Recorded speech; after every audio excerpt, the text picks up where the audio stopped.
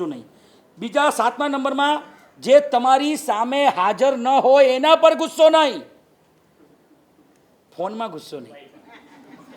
મોબાઈલમાં એવો ગુસ્સો હોય ને, તમે એકવાર એવું બન્યું કે ભાઈ મારી પાસે બેઠા હતા ને કોકનો વેપારીને ફોન આવ્યો, હે નાલાયક, હે નીચ, હે અધમ, ફલાણા ઢીકણા મુગડા, મારો પૈસા ક્યારે આપે, આમ છે તેમ જોડે સ્પીકર કરીને મૂકી દીધું. સાંભળો મારા સાહેબ, મજા આવે છે. ઓલો સાંભળતો જ નથી. ખ્યાલ આવ્યો તમને? ઓલો સાંભળતો જ નથી. કમસે કમ તમે એટલા બી મૂર્ખા ન બનો કે સામેવાળો સ્પીકર કરીને મજા લે છે અને તમે ગરમ થઈ રાખો છો, જેમ તેમ બોલો છો, ચિલ્લાવીને રોડ પર ચિલ્લાવીને બોલે. રોડ ઉપર હવે તો ખબર જ નથી પડતી. હમણાં લોકો જ્યારે આમ છે ને, ઘણા લોકો કાનમાં એરફોન નાખે, એરફોન એવા આવે છે કાનમાં દેખાય નહીં, અને આમ કરતા જાય. એકલો વાતો કરે છે, ખબર જ ન પડે. પછી મને ખબર પડી કે આ લોકો એરફોનમાં કોક જોડે વાત કરતા હોય છે. હવે એ લોકોને ખબર જ નથી. એકવાર ઘરે ઓરવા ગયો ને તો ભાઈ ફોનમાં વાત કરવામાં બિઝી હતા એરફોન નાખીને, અને ખાવામાં બસ બોલતો જાય, અને પાછો મોઢામાં કોળિયું અહીંયા ભરે. ઓહો મને ખબર છે, તું શાંતિ રાખ, આમ તેમ બોલે. એવામાં હું ઓરવા ગયો તો એને ખબર ન પડી કે ઓરવા ગયો છો. પછી એની મમ્મીએ કે થાળી લઈ લો. તોલા એ મેની મમ્મીએ થાળી ખસાવી લીધી. ઓલો વાતો કરતા ગોતે છે કે થાળી ક્યાં ગઈ. પછી એને ખ્યાલ આવ્યો કે ભાઈ, એટલે તમારા એરફોન બી એવા આવી ગયા. એક ઓલા મંકીવાળા એરફોન આવે, ખબર છે, કાન છે ને વાંદરા જેવા દેખાય, બરાબર. અને એવો નાસ્તો કૂદતો જાય, બરાબર. આપણી વાત એ, તમારે ફોન ક્યારેક ગુસ્સો કરવાનો નહીં. કરવો હોય તો સામે કરો, લાફો માર દો, જાઓ છૂટ. પણ ફોનમાં કંઈ બીના બને તો ત્યારે ગુસ્સો કરવાનો. એને તમારે ખબર છે, હમણાં સરસ મજાનું સ્ટેટસ વોર ચાલે. સ્ટેટસ વોર, જેવું જેના સાથે વાંધો પડે એવા સ્ટેટસ મુક્ત થઈ જાય. સંબંધના બ્રેકઅપ થયા હોય ત્યારે, તમારી કોઈ કદર ન થઈ હોય ત્યારે, તમને કોઈ આમંત્રણ આપ્યું ત્યારે જાણી જોઈને ઓલાને વંચાવવા માટે ડાયરેક્ટ ના મોકલે. શું કરે? સ્ટેટસ મૂકે. આવું કરો છો ને તમે? આ બી તો ગુસ્સો છે. આ ગુસ્સો નથી? તમે જોજો, સ્ટેટસ વોર ચાલે છે. પહેલાં તો છે ને ઇમોજી વોર ચાલતું હતું. આવા લાલ ચોર ઇમોજી મોકલે. 1 નહીં, 2 નહીં, 3 નહીં, 4 નહીં, 5 નહીં, ધડ મોકલે. હવે સ્ટેટસ વોર ચાલે તમારા. સ્ટોરી આ જો નવું કાઢે છે.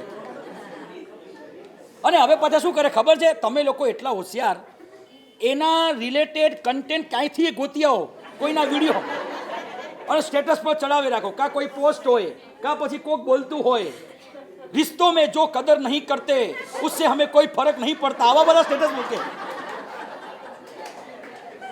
આવું બધું કઈ મૂકે. હો, કોકે ટાંગ અડાવતો હોય ને, अपनी टांगों का उपयोग किसी के अड़ाने में नहीं चलने में उपयोग करिए. આવા સ્ટેટસ રાખે. હવે કોક તમારા કામમાં ટાંગ અડાવતું હોય તો તમે એને એવું રાખો, બરાબર.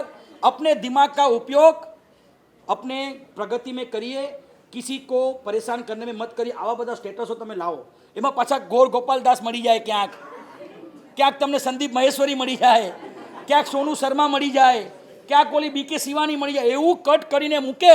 ઓનાને પ્રોપર મેસેજ મળવો જોઈએ કે જો અમને ખોટું લાગ્યું છે. બોલો, આવું થાય જ નથી થતું. આ બી તો ગુસ્સો છે. બધો જ ગુસ્સો કંઈ બોલીને થાય એવું નથી. તમને ખબર છે કેટલો ગુસ્સો હોય ને જે વચનમાં આવે, કેટલો ગુસ્સો શબ્દોમાં ના આવે. બોલો કેવી રીતે? બોલ્યા વગર પણ ગુસ્સો જાહેર થાય. કેટલાક શબ્દો એવા હોય જે બોલીને લખી શકો એવા હોય. કેટલાક શબ્દો બોલાય ખરા પણ લખાય નહીં. ભાવનગરમાં જાઓ, તમે જમ્યા, તમે ખાધું, હવે આ લખી બતાવો મને, લખી બતાવો. લખી શકો આ શબ્દને? પણ તમને પ્રોપર મેસેજ મળી ગયો ને કે હા એને જમી લીધું છે. આવા શબ્દો હોય. કેટલાક ઇમોજીમાં તમે મૂકો, કેટલાક સ્ટોરીમાં મૂકો. આવા ગુસ્સા ક્યારેય કરવાના નહીં. મોબાઈલના બેઝ ઉપર ક્યારેય ગુસ્સા નહીં. કરવું હોય સામે મળીને જે કરવું એ કરી લો, પણ મોબાઈલના જે હાજર છે એ નહીં. અને સૌથી લાસ્ટ 8મા નંબર ઉપર મહત્વનું, ધર્મસ્થાનમાં ક્યારેય ગુસ્સો કરવાનો નહીં. જ્યારે તમે સામાયિકમાં હો, તમે દેરાસરમાં હો, તમે ઉપાશ્રયમાં હો. દેરાસરમાં પણ તમે ઝઘડતા મેં જોયા છે, ઉપાશ્રયમાં પણ તમને મેં ઝઘડતા જોયા છે.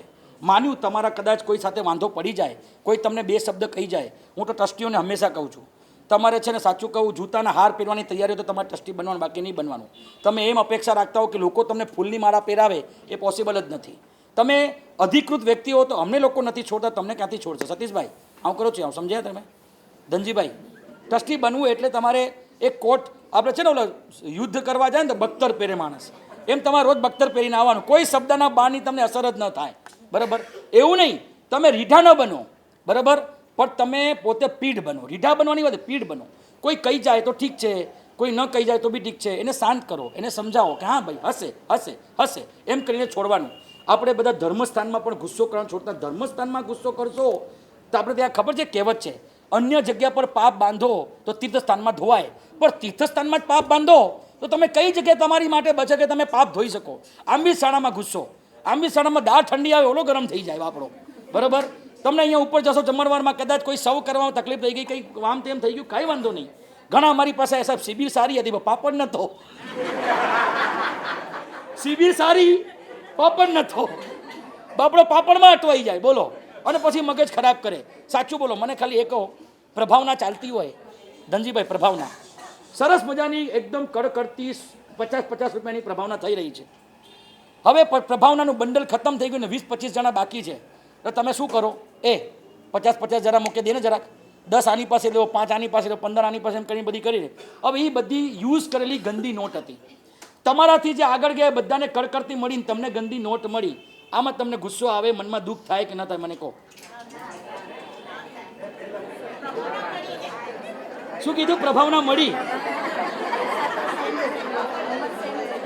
આ તો પક્કા વાણિયા નીકળ્યા, આમને ઓસવાન ન કહેવાય.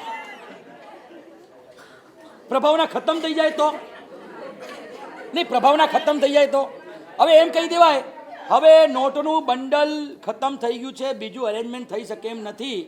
તમને સાચું કહું, આખા ગામમાં શિબિર ન વખણાય પણ પ્રભાવના ન મળી એ વખોડાઈ જાય. એ લોકો શિબિર મેં પ્રભાવના નાય દના અસાકે નાય દના, એ લોકો કરો કર્યા અને કે ટ્રસ્ટી જ ન બનાવવા જોઈએ, અહીં સુધી પહોંચી જાય, મા બાપ સુધી પહોંચી જાય. આવું કરો નહીં. ધર્મસ્થાનમાં ગુસ્સો નહીં. તમને ખાવાનું બરાબર મળ્યું કે નહીં, પ્રભાવના મળી કે નહીં, એટલીસ્ટ તમે આ કપડાની મર્યાદા રાખો, તમે સ્થાનની મર્યાદા રાખો, તમારા વસ્ત્રની મર્યાદા રાખો.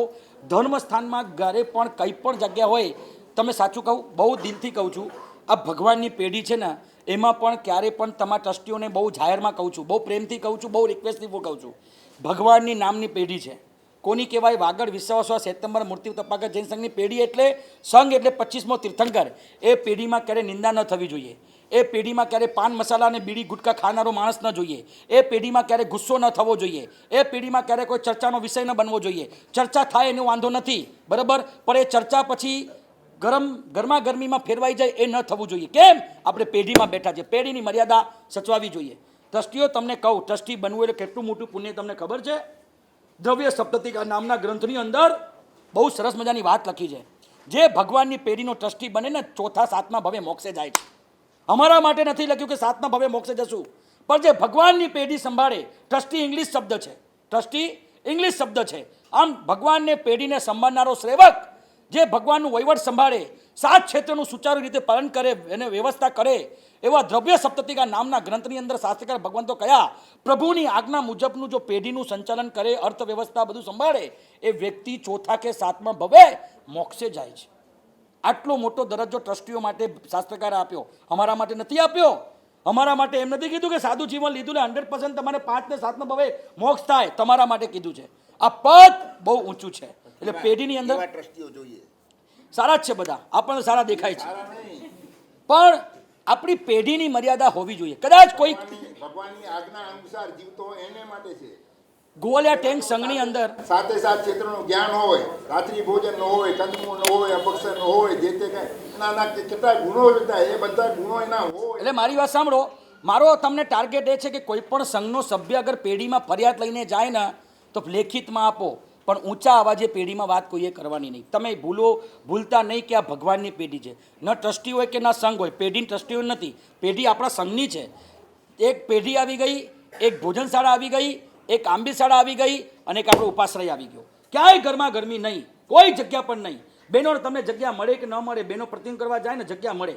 જગ્યા ક્યારે ન પણ મળે. ઘણી વાર તો એવું થાય કે બહેનો જ્યારે આમ બેઠા હોય ને, તો કેટલાક બહેનો એવા જેને હવા જોઈએ, કેકને જોઈએ કે કોકને બારી ખુલ્લી જોઈએ. બારી ખુલ્લી રાખો એટલે હવા આવે સાથે ઉજઈ આવે, બસ પૂરું થાય છે, બરાબર.